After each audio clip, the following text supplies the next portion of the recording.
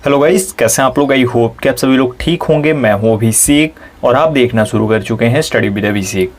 तो guys, thumbnail तो आपने देख ही लिया होगा और थोड़ा थोड़ा समझ भी गए होंगे, लेकिन पूरा समझा देता हूं आपको कि हम किस टॉपिक पे बात करने वाले हैं इस वीडियो में। Guys, air force group X and group Y exam, जिसके लिए एग्ज़ाम डेट अभी आई नहीं है, तो उसके बारे में बात करेंगे कि आपका एग्ज़ाम जो है वो कब तक हो सकता है। उसके बाद हम बात करेंगे कि कितने दिन आपके पास हैं और उन दिनों में आप किस तरीके से तैयारी कर सकते हो, और कैसे तैयारी करोगे तो 20 दिनों में आपकी जो तैयारी है ज़बरदस्त तरीके की हो जाएगी। अब इसमें हम बात कौन कौन से सब्जेक्ट के बारे में करेंगे। रागा के बारे में, जो कि ग्रुप वाई के लिए है, ठीक है। अब इसमें क्या क्या आ जाता है, जीके भी आ जाता है, उसके बाद आपका जीएस भी आ जाता है और आपका जो रीजनिंग आ जाता है, तो इसके बारे में हम बात करेंगे। मैथ्स भी जो उसमें होती है वो, और इंग्लिश एक्स और वाई दोनों के लिए बात करेंगे, ठीक है। अपना एक्सपीरियंस भी मैं आपके साथ शेयर करूंगा, तो पूरा वीडियो देखिएगा। लेकिन एक और चीज़ आपको बता दूं कि ये इसमें कुछ ऑफिशियल नहीं बताया गया है, कोई ऑफिशियल नोटिस नहीं आई हुई है, तो ये चीज़ यहीं क्लियर कर देता हूँ। इन केस आप उसके लिए वेट कर रहे हो, उसके लिए ये वीडियो देख रहे हो, तो मत देखो, आपके काम की नहीं है। बाकी अगर आप देखना चाहते हो, इंटरेस्टेड हो, तो आगे जाना, अदरवाइज आप यहीं से जा सकते हो। चलिए शुरू करते हैं और सबसे पहले हम बात कर लेते हैं आपके एग्जाम के डेट के बारे में। Guys, Indian air force X and Y group के लिए सबसे पहले तो पिछले महीने में, यानी जुलाई और अगस्त के टाइम पे, शुरुआती अगस्त में और जुलाई के लास्ट वीक में, उस टाइम पे आपने देखा होगा 2-3 बार नोटिफिकेशन जारी किया गया, यानी कि नोटिस जारी किया गया कि इस टाइम पे आपका एग्ज़ाम हो सकता है। और काफ़ी ऐसा भी हो चुका था कि 26 अगस्त तक, या फिर यूँ बोले कि 22 से 26 अगस्त तक ऐसा ही रहा तो एग्ज़ाम कंडक्ट करा लिया जाएगा। लेकिन एक बार फिर से कोविड-19 के केसेस बढ़ने लगे एंड देन क्या हुआ कि बहुत सारे स्टेट्स में जो कोविड-19 की वजह से लॉकडाउन है वो जारी कर दिया गया है ना।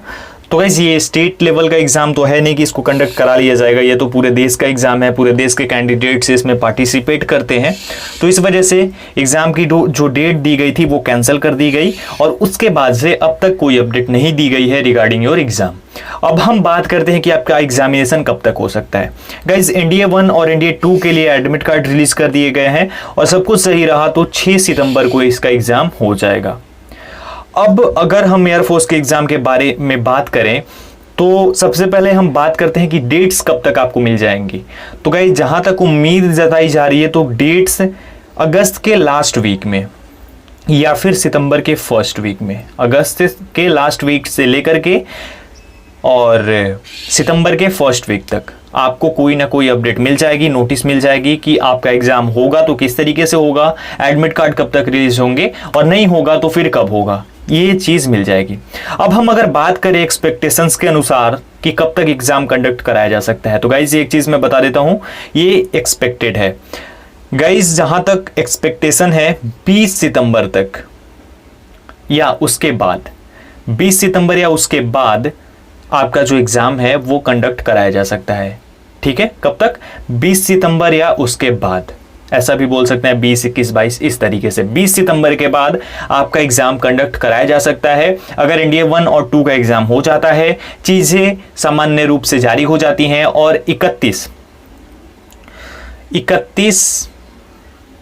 अगस्त के बाद सब कुछ हटाना है, लॉकडाउन भी हटा देना है हर एक जगह से और सब कुछ सामान्य होने वाला है। तो अगर सब कुछ सही रहता है, इस तरीके से जाता है और फिर लॉकडाउन कहीं नहीं लगाया जाता है, तो ये चीज़ हो सकती है 20 सितंबर के बाद आपका एग्ज़ाम कंडक्ट कराया जा सकता है।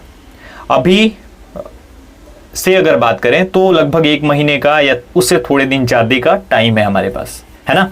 तो इतना टाइम हमारे पास अगर है तो अब आपको कैसे तैयारी करनी है। गाइज, आपको बताता हूँ, सबसे पहले आपने अभी तक तो तैयारी की होगी और जो भी तैयारी की होगी उसके नोट्स भी बनाए होंगे, तैयारी आप कर रहे होंगे, पढ़ाई कर रहे होंगे। लेकिन अब आपको क्या करना है, मान लो आप अगर एक प्रैक्टिस सेट लगाते हो डेली का, तो आपको 1 से बढ़ा करके 2 से बढ़ाकर 3 भी कर सको तो बहुत अच्छी चीज़ है। 3 प्रैक्टिस सेट भी लगा दो तो बहुत अच्छी चीज़ है। प्रैक्टिस सेट के बारे में मैं बात कर रहा हूँ। तो अगर आप 3 प्रैक्टिस सेट डेली का लगा रहे हो तो अब ऐसा नहीं कि आपने प्रैक्टिस सेट लगा लिया, आपके 30 सही हो गए, बाकी गलत हो गए तो आपका सही हो गया। नहीं, आप कोशिश करो अच्छा स्कोर करने की। हाँ, शुरू में ऐसा होगा कि अगर आप पहली बार लगा रहे हैं तो कि नहीं होगा, ज़्यादा क्वेश्चन सही नहीं होंगे, तो उससे डीमोटिवेट बिल्कुल मत होना, लगाते जाना प्रैक्टिस सेट। और अब क्या करना है, मान लो आपने एक प्रैक्टिस सेट लगाया तो उसमें मान लो वाई ग्रुप के लिए लगाया तो 50 क्वेश्चन होंगे, उसमें आप कोशिश करना टाइम टेबल से करने का, यानी कि जिस तरीके से आपका एग्जाम होगा उस तरीके से आप कोशिश करना कि उसी टाइमिंग से मैं प्रैक्टिस सेट को भी लगाऊं, बिल्कुल शांति से, और पूरा टाइम उस पर दूं, पूरा फोकस करूं, क्वेश्चन को सॉल्व करूं। इस तरीके से अपना स्कोर एनालाइज करना और उसके बाद हर एक क्वेश्चन को एनालाइज करना। हर एक क्वेश्चन जब तक आपके पास ना आ जाए तब तक आप आगे मत बढ़ना, यानी उस प्रैक्टिस सेट का जो 50 का 50 क्वेश्चन है वो आना चाहिए आपको, ये चीज होनी चाहिए। ठीक है, भले आप 2 ही लगाओ, 3 ना लगा पाओ तो, लेकिन सभी क्वेश्चंस आपके अंडर में हो, सब आप उन क्वेश्चंस को याद कर जाओ, या फिर ऐसा हो जाए कि आपको समझ में आ जाए। ये चीज आपको करनी है। ठीक है, उसके बाद आपको प्रैक्टिस सेट्स लगाते जाना है और अपने आप को एनालाइज करते रहना है। और उसके बाद जब दूसरी बार आप प्रैक्टिस सेट्स लगाना शुरू करोगे तब आप देखना आपका रिजल्ट आपके सामने होगा।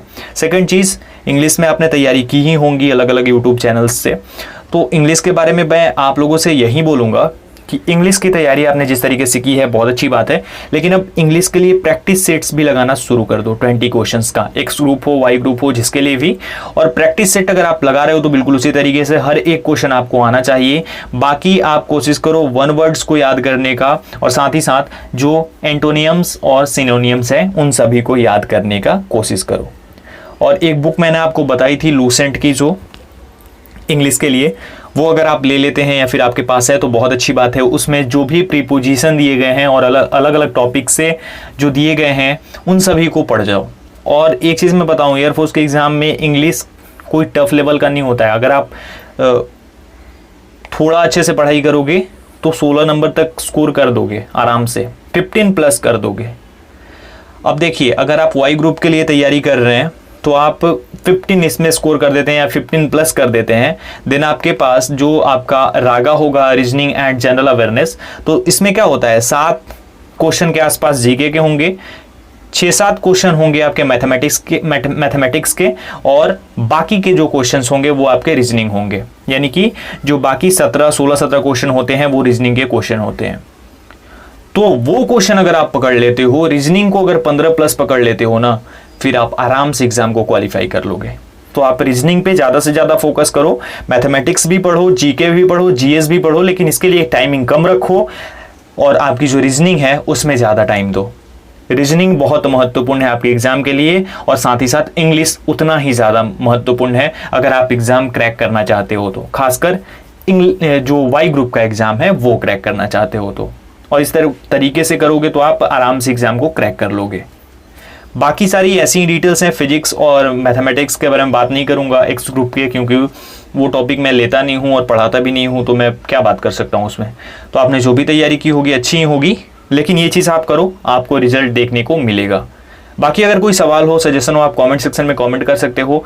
एनालाइज करते रहो टाइम पे, और मोटिवेटेड रहो, बहुत ज़रूरी है। आप मान के चलो कि आपका एग्जाम इसी टाइम पे है, आपके पास 30 दिनों का समय है और आपको ज़बरदस्त तैयारी करनी है। ये चीज़ अगर आप मानोगे तो आप मोटिवेट रहोगे। तो ये चीज़ है, ये डिटेल्स थी, ये सब कुछ आपसे शेयर करनी थी। आई होप आपको वीडियो पसंद आई होगी। अगर आपको वीडियो पसंद आई हो तो क्या करना है, वीडियो को लाइक कर देना है, शेयर करना है अपने दोस्तों के साथ, और चैनल पे नए हो तो चैनल को सब्सक्राइब भी कर लेना है। Thank you so much.